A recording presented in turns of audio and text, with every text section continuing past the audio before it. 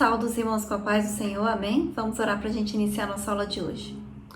Senhor nosso Deus, nosso Pai, neste momento nós queremos te apresentar as nossas vidas, Senhor. Pedimos que o Teu Espírito Santo esteja conosco, nos conduzindo, nos dando sabedoria, nos dando entendimento e discernimento da Sua palavra e da Sua vontade. Que o Senhor venha fortalecer as nossas vidas, que o Senhor venha derramar sobre nós, Deus, a Tua unção, o Teu poder, a Tua graça, a Tua bondade. E em nome de Jesus, o Teu Espírito Santo esteja conosco, nos dando sabedoria, nos dando entendimento, meu Pai. Que o Senhor repreenda tudo aquilo que não vem de Ti, todo engano, Deus, do maligno, meu Pai, toda seta, toda enfermidade, todo laço. Que o Senhor venha lançar por terra em nome de Jesus, Deus. É isso que nós te pedimos, Senhor, e te agradecemos em nome de Jesus. Amém? O título da lição de hoje é Fé para crer que a Bíblia é o livro de Deus. Nós vamos fazer a leitura que está em 2 Timóteo, capítulo 3, versículo 14 ao 17, que diz assim: Tu, porém, permanece naquilo que aprendeste e de que foste inteirado, sabendo de quem o tens aprendido. E que desde a tua meninice sabes as sagradas letras que podem fazer-te sábio para a salvação, pela fé que há em Cristo Jesus. Toda a Escritura, divinamente inspirada, é proveitosa para ensinar, para redarguir, para corrigir, para instruir em justiça, para que o homem de Deus seja perfeito e perfeitamente instruído para toda boa obra. Hebreus capítulo 4, versículo 12. Porque a palavra de Deus é viva e eficaz, e mais penetrante do que qualquer espada de 2 gumes, e penetra até a divisão da alma e do espírito, e das juntas e medulas, e é apta para discernir os pensamentos e intenções do coração. Amém? Então, nessa lição, nós vamos falar a respeito da Bíblia e de como nós precisamos de fé para acreditar que realmente ela é a palavra de Deus. É um livro que, na verdade, é uma coleção de livros que foram inspirados por Deus. A Bíblia ela não foi inventada por homem algum. A Bíblia ela não foi encontrada por homem algum.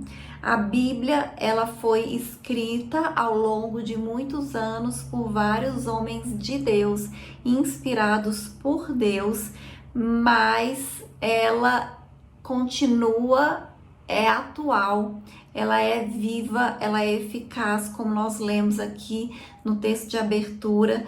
Então, nós que somos cristãos, acreditamos naquilo que está escrito na Bíblia, que está escrito na palavra de Deus.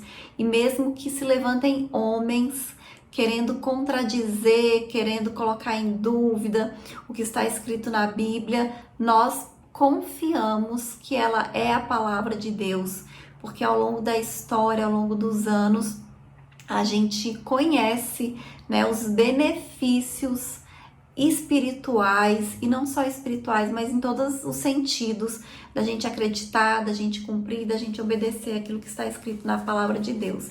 Amém? E o primeiro tópico da lição diz assim: a Bíblia, a inerrante palavra de Deus, a sua autoria. Então a Bíblia, ela não caiu do céu. A Bíblia, ela não foi entregue de uma vez só, ela não foi algo que foi encontrado, que foi achado por alguém em um lugar secreto, em um lugar místico. A Bíblia, ela foi escrita por vários autores, inspirados pelo Espírito Santo de Deus, e isso foi ao longo de muitos anos. E lá em 2 Pedro, capítulo 1, versículo 21, diz assim: porque a profecia nunca foi produzida por vontade de homem algum, mas os homens santos de Deus falaram inspirados pelo Espírito Santo de Deus. Então foram homens que escreveram, mas eles foram inspirados pelo Espírito Santo. Logo, eles escreveram a palavra de Deus. Então, o que está escrito na Bíblia é a vontade de Deus. Foi o Senhor que inspirou aproximadamente 40 autores de lugares diferentes, com formações diferentes, e que foi sendo escrito por diversos anos, aproximadamente um período de 1.600 anos. E o próximo tópico fala sobre a estrutura da Bíblia. Então, a Bíblia ela é uma coleção de 66 livros, e alguns desses textos que estão na Bíblia, eles têm mais de 3.000 anos. Os textos mais recentes, a data aproximada é de 1.900 anos atrás. Então, a Bíblia também ela foi escrita em 3 línguas diferentes, que é o hebraico, o aramaico e o grego.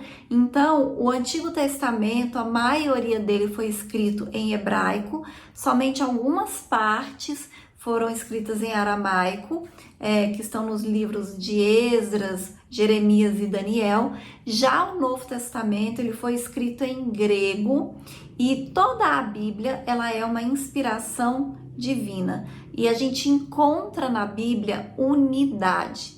Toda a Bíblia, se a gente for observar, ela fala sobre Jesus, né? A temática principal é a redenção oferecida ao pecador mediante Jesus Cristo. E a Bíblia, se você for olhar ao longo de muitos anos, ela é o livro mais vendido e mais divulgado no mundo. E já foi traduzida em 366 línguas. E no trimestre passado, quando a gente estava estudando sobre evangelização, sobre obra missionária, nós vimos que ainda existe a necessidade da Bíblia ser traduzida em diversos dialetos, idiomas, porque existem povos que ainda não têm acesso à Bíblia, porque não tem a Bíblia na sua língua. Então é por isso que a gente tem que orar para Deus levantar pessoas, para Deus dar sabedoria, para Deus capacitar, para que a Bíblia seja ainda mais traduzida em mais línguas do que ela já foi até hoje. Amém? E o próximo tópico fala sobre a sua mensagem. Então nós encontramos nas Escrituras vários temas, fala sobre tudo relacionado ao ser humano, mas a mensagem principal, a mensagem central da Bíblia é a história da salvação.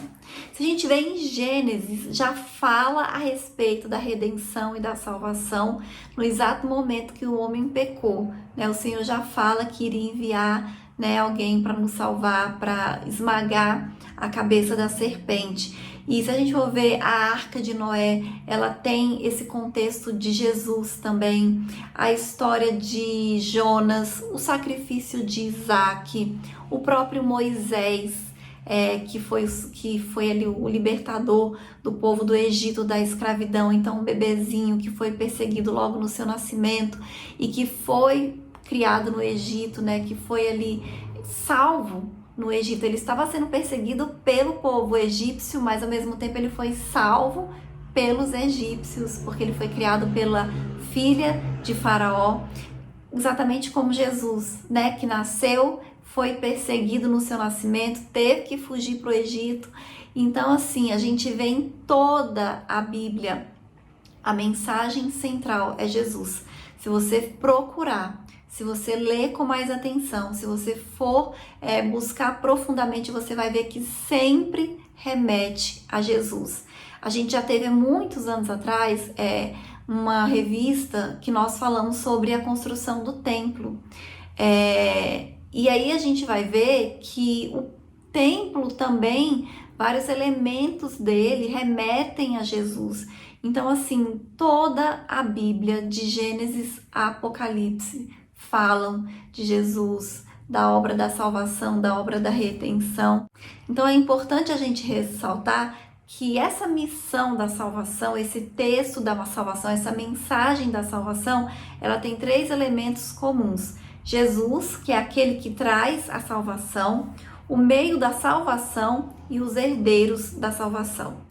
Tanto o Antigo quanto o Novo Testamento, nós encontramos a história do concerto de Deus com o homem pecador. Amém? E o próximo tópico da lição fala assim: um livro inspirado pelo Espírito Santo. O que é inspiração?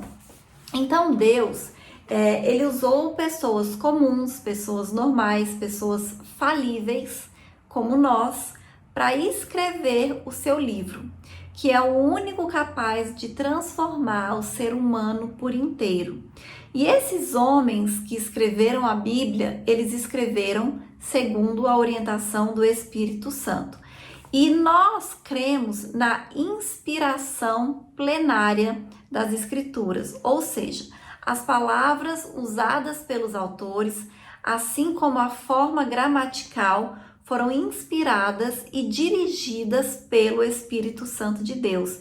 E é importante ressaltar que a palavra inspiração, ela vem do latim e é a tradução do termo grego theopneustos, e de acordo com o 2 Timóteo 3,16, o termo grego theopneustos, utilizado por Paulo a escrever a Timóteo, significa respirado por Deus, para fora em vez de para dentro.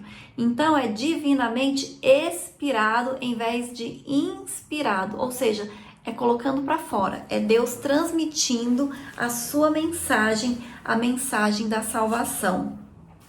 E aí, o próximo subitem fala assim: a inspiração verbal e plenária. Então, a expressão inspiração verbal, ela precisa ser cuidadosamente compreendida, e por isso leva muitos cristãos a preferirem usar o termo inspiração plenária. Então, a inspiração verbal não significa um ditado mecânico, né, como se os escritores eles fossem instrumentos meramente passivos. Tanto é que, por mais que a mensagem seja inspirada pelo Espírito Santo, inclusive as palavras, a gente percebe, né, que existe uma unidade em toda a Bíblia, mas a gente também conhece o jeito de escrever dos autores.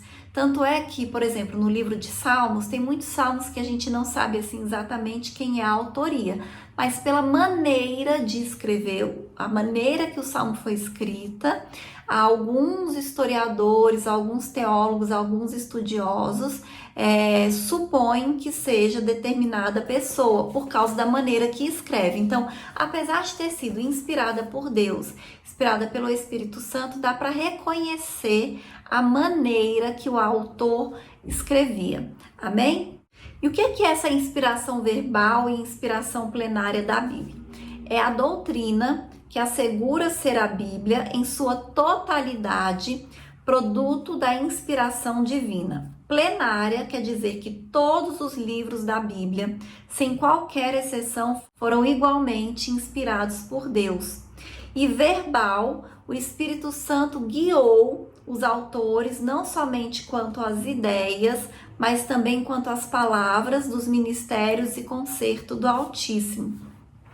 Então, a inspiração plenária e verbal, ela não eliminou a participação dos autores humanos na produção da Bíblia.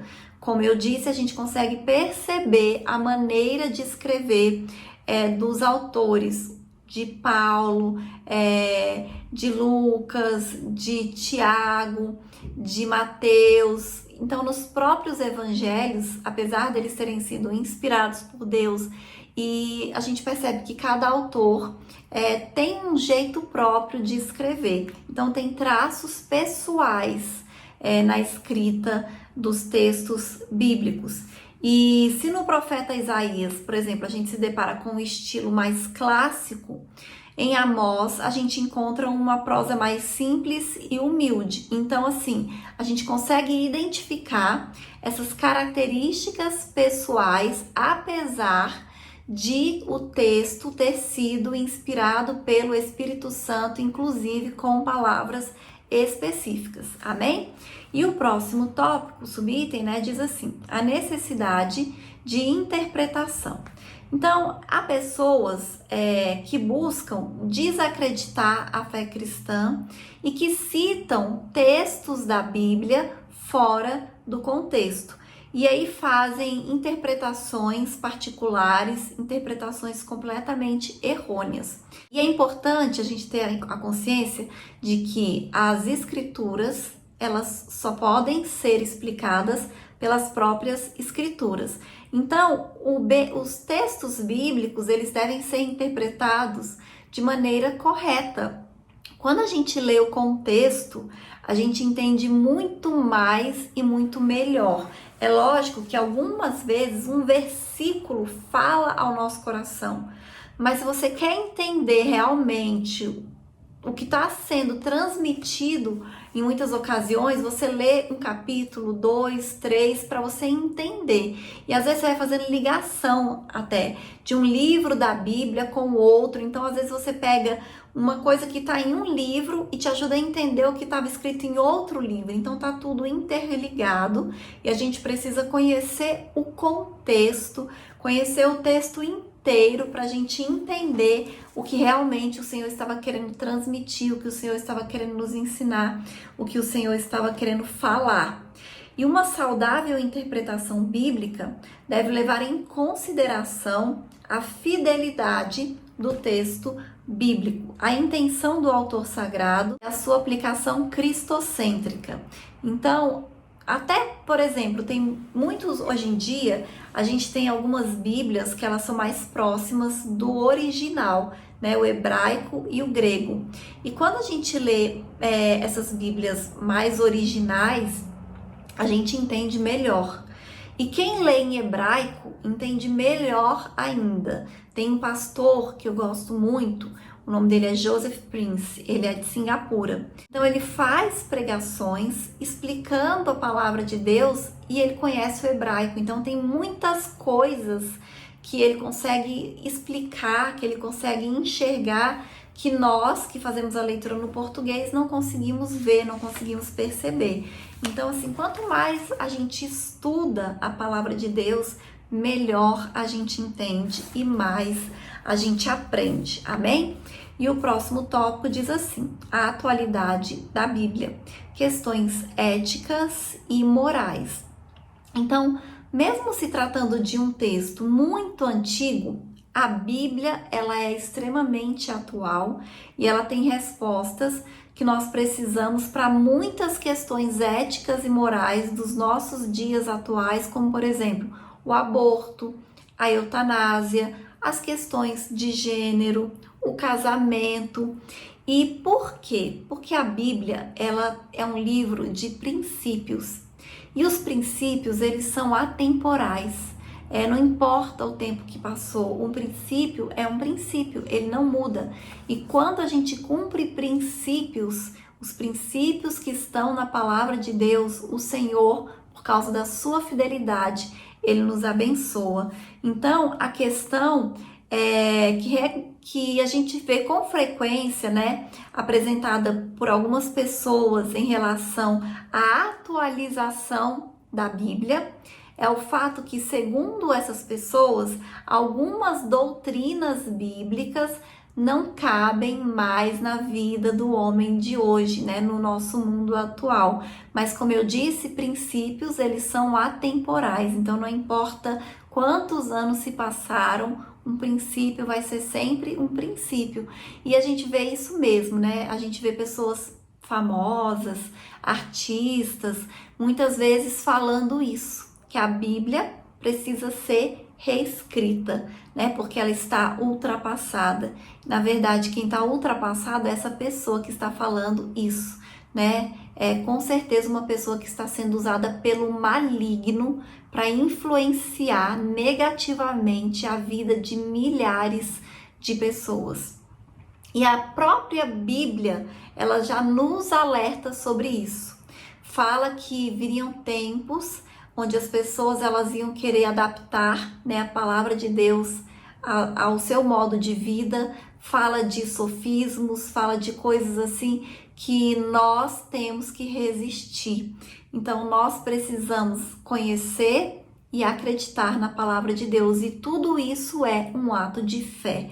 Acreditar que a Bíblia ela é inspirada por Deus, ela é um ato de fé. Amém?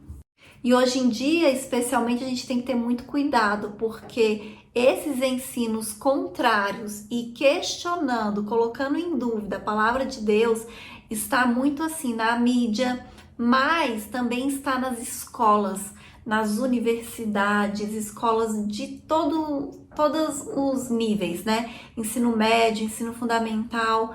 Então, os jovens, especialmente, precisam estar muito atentos, né? Aqueles jovens que estão em idade de faculdade, principalmente, porque na faculdade é mais forte, mais pesado ainda esse questionamento com relação à Bíblia, com relação às crianças, né, e aos adolescentes. Os pais têm esse papel importante de ensinar a palavra de Deus para que eles não caiam nesses enganos, nessas ciladas, nessas armadilhas do maligno. Amém? E aí outro tópico diz assim: os vários materiais da Bíblia. Então, os autores bíblicos, que foram inúmeros ao longo de anos, como nós vimos, eles usaram diferentes tipos de materiais, e eram os materiais que eles tinham disponíveis na época. Então, a gente tem, por exemplo, a pedra. De acordo com o texto de Jó 19, 23, 24, ela foi utilizada. Diz assim: quem me dera agora que as minhas palavras se escrevessem, quem me dera que se gravasse num livro e que, com pena de ferro e chumbo, para sempre fossem esculpidas na rocha. Os 10 mandamentos o Senhor entregou para Moisés escritos em 2 pedras. Então, a pedra foi um dos meios que foram utilizados, mas também tábuas, tijolo, papiro, pergaminho. Então, esses foram alguns dos materiais que foram utilizados ao longo da história que a Bíblia foi escrita. E como nós já falamos hoje, e a gente sempre fala, né, na igreja, nas aulas, a Bíblia, ela é extremamente atual. Tudo o que você procurar, qualquer assunto, você vai encontrar a Bíblia tem um versículo, fala a respeito disso. Nós só precisamos estudar, nós só precisamos ser mais interessados, mais curiosos com relação à palavra de Deus. E quando a gente pratica e persevera naquilo que está escrito na palavra de Deus, nós somos preservados de muitos tropeços, de muitas frustrações, porque como diz lá em Salmos 119, versículo 105, lâmpada para os meus pés é a tua palavra e luz para o meu caminho. Amém? E o próximo tópico diz assim: o poder da palavra de Deus. A Bíblia, como nós já afirmamos hoje, que ela não é um livro comum, ela não é um livro qualquer, ela não foi encontrada, ela não foi escrita por homens, apesar de ter sido escrita por homens, mas ela foi inspirada por Deus. Então a Bíblia, ela se distingue de todos os outros livros, e de acordo com o profeta Jeremias, ela é semelhante ao fogo que purifica e como o martelo que despedaça a penha. Então ela tem o poder para penetrar, como a gente leu, né, lá no texto de abertura. Eu vou ler novamente o de Hebreus 4:12. A palavra de Deus é viva e eficaz e mais penetrante do que qualquer espada de 2 gumes, e penetra até a divisão da alma e do espírito e das juntas e medulas, e é apta para discernir os pensamentos e intenções do coração. Então a palavra de Deus, ela tem um poder extraordinário, um poder que a gente não consegue explicar, mas que a gente pode viver, que a gente pode experimentar. Ela é poderosa para combater fortalezas espirituais que se levantam para que a gente não compreenda as verdades divinas. Então a palavra de Deus, ela tem esse poder, e nós não podemos nos esquecer que Jesus, quando ele foi tentado por Satanás, ele venceu a tentação usando o poder da palavra de Deus. Então Jesus, ele conhecia as escrituras, ele conhecia a palavra de Deus, e diante da tentação, ele venceu usando a palavra. Então ele fez o uso correto da palavra do Senhor, e nós precisamos fazer o mesmo. E eu vou ler a conclusão, que diz assim: A Bíblia é a inerrante palavra de Deus para o ser humano em todos os tempos. Tudo o que precisamos saber para obtermos a salvação já nos foi transmitido pelas Escrituras Sagradas. Nada pode ser retirado ou acrescentado da palavra de Deus. Que venhamos ler, meditar nas Escrituras e principalmente viver seus ensinamentos, pois Jesus afirmou que aqueles que ouvem as suas palavras e as praticam são semelhantes ao homem que construiu a sua casa sobre a rocha. Amém? Então, como nós estudamos hoje, a Bíblia, ela é a palavra de Deus. Ela tem ensinamentos poderosos para as nossas vidas. Ela tem poder de nos transformar, ela tem o poder de nos mudar. Às vezes a gente fala tanto isso e a gente escuta tanto e de repente a gente nem acredita tanto assim, não leva tanto em consideração. Mas a partir do momento que você faz essa experiência de começar a ler a palavra de Deus diariamente, você vai ter uma experiência de que ela realmente muda, de que ela realmente transforma a sua vida, porque transforma a sua mente e aí vai mudar o seu comportamento. Então, assim, é muito importante a gente ler a palavra de Deus. E a gente pode até aproveitar, né, que o ano acabou de começar e começar o ano fazendo esse compromisso de ler a Bíblia todos os dias. Tem vários planos de leitura anual da Bíblia. Mas, às vezes, você não quer ler a Bíblia toda em um ano. Mas é importante você fazer a leitura da Bíblia diariamente, mesmo que você leia um capítulo, alguns versículos, que você leia um devocional. Tem vários livrinhos de devocional que sempre tem um versículo e um texto. Então, ali você já está fazendo a leitura da palavra de Deus, você está lendo um versículo diariamente. Então, é muito importante a gente ler e a gente conhecer a palavra de Deus.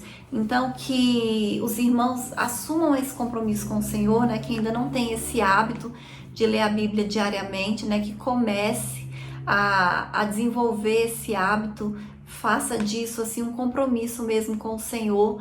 E os irmãos vão ver como é edificante, como é uma bênção. Amém? E essa é a lição de hoje e até a próxima aula em nome de Jesus.